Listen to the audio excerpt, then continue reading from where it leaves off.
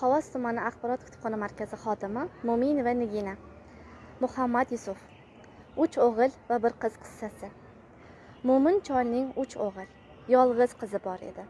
Tuhfa edi taqdirdan, kampirdan yodgor edi.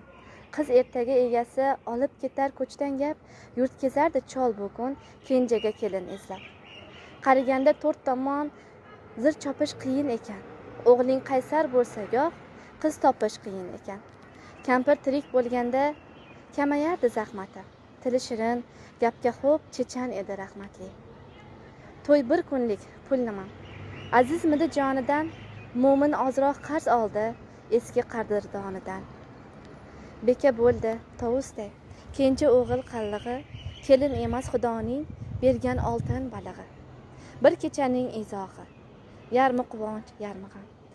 Qaniydi shu kunni ko'rganda ham kampir ham.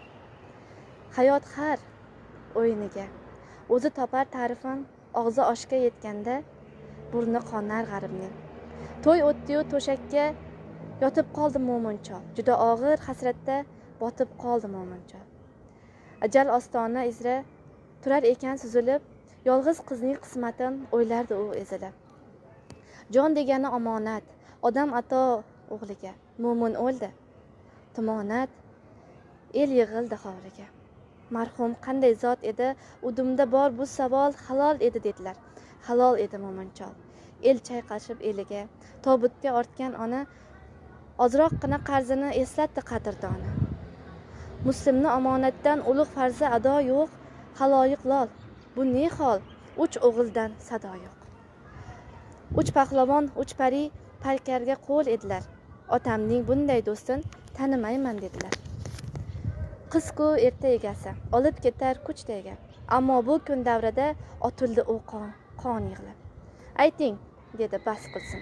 Akalarim arzini bu yetgan kun to'layman men otamning qarzini. Ravo topsa u kimni bosh qo'yaman ko'ksiga, qarz o'rniga qalinim teksam otam do'stiga.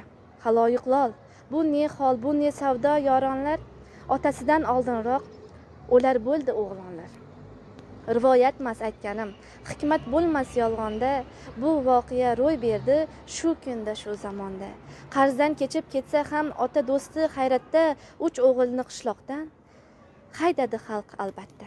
Qizchi dersiz, qiz hayot, yashar ota makonda, chunki unga munosib yigit yo'q bu jahonda.